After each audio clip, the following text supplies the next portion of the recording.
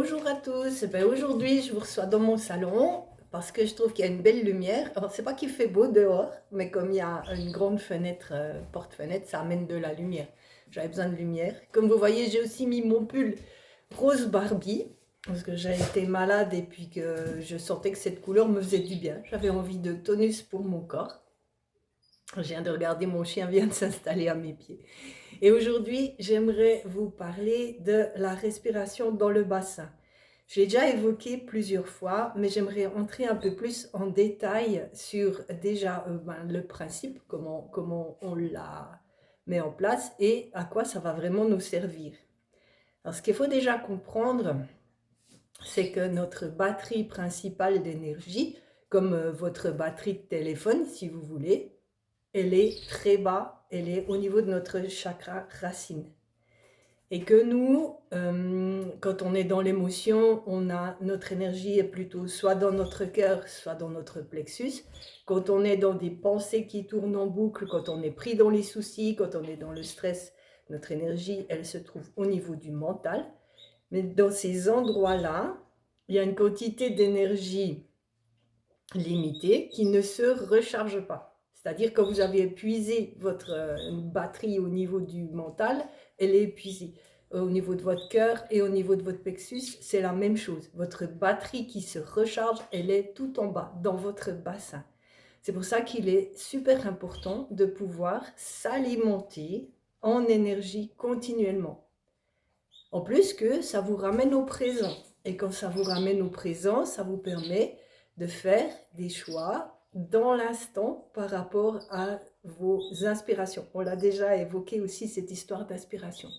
Si on est pris dans le passé, dans le futur, dans les soucis, on n'arrive pas à faire un choix posé. On fait un choix mécanique, on fait un choix par défaut, on fait un choix par habitude, on fait un choix parce que c'est notre passé qui dicte le choix, mais on ne le fait pas avec notre conscience. Donc, revenir toujours à ce présent, c'est la base. C'est vraiment la base. Et en plus, ça vous permet de vous recharger, d'être autonome en énergie. Parce que sinon, qu'est-ce qui se passe? On se sert de l'énergie des autres. Regardez un petit peu autour de vous. C'est facile de voir comment l'entourage, les collègues, les gens qu'on croise se servent de l'énergie les uns des autres. C'est très intéressant quand on est dans une grande tablée, par exemple, dans une réunion.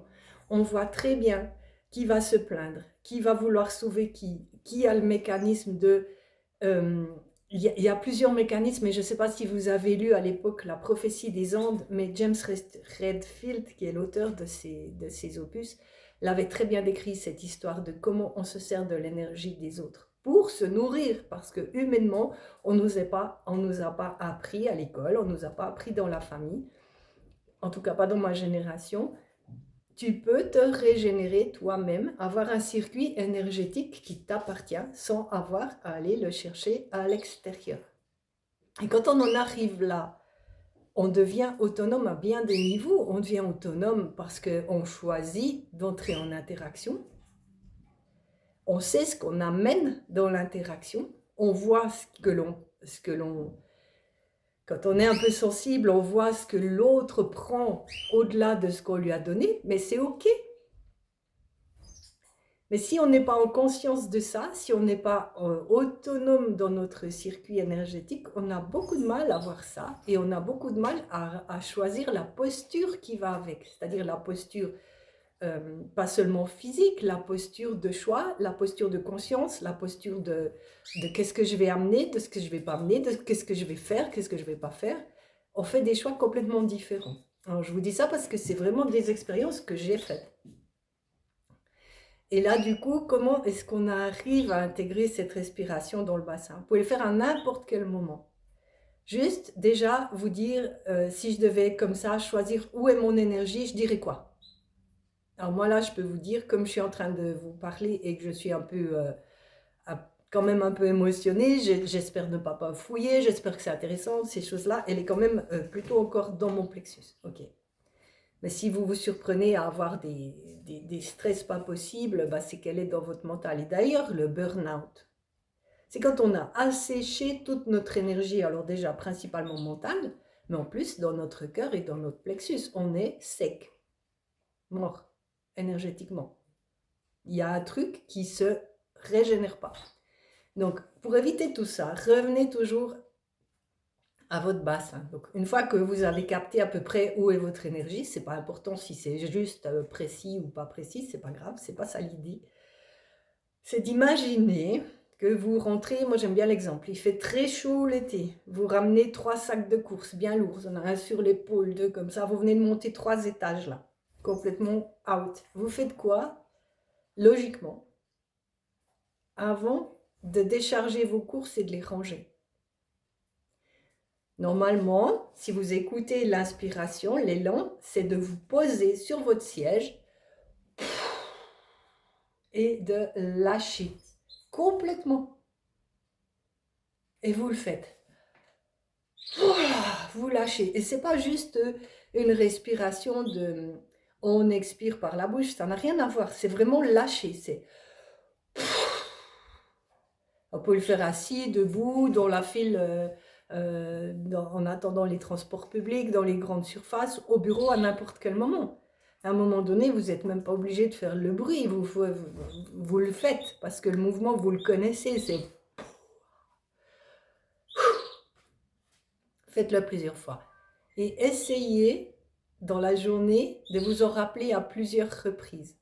Et vous verrez qu'il arrive un moment, ça se fait plus naturellement. Alors bien sûr, vous allez aussi l'oublier. Ça m'arrive encore. De moins en moins quand même. Mais ça vous permet de refixer votre énergie dans sa batterie. Votre chakra racine, il est en lien avec la terre. L'énergie de la terre vous nourrit et vous soutient. Et si vous êtes nourri et soutenu par la terre, vous arrivez à vous redresser pour être aligné avec le ciel. C'est même plus une question de devoir faire attention à ça. Ça se fait.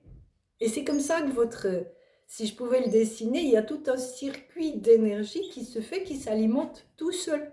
Et par moments, quand on se surprend de nouveau à être dans l'émotion, à être un peu débordé, etc.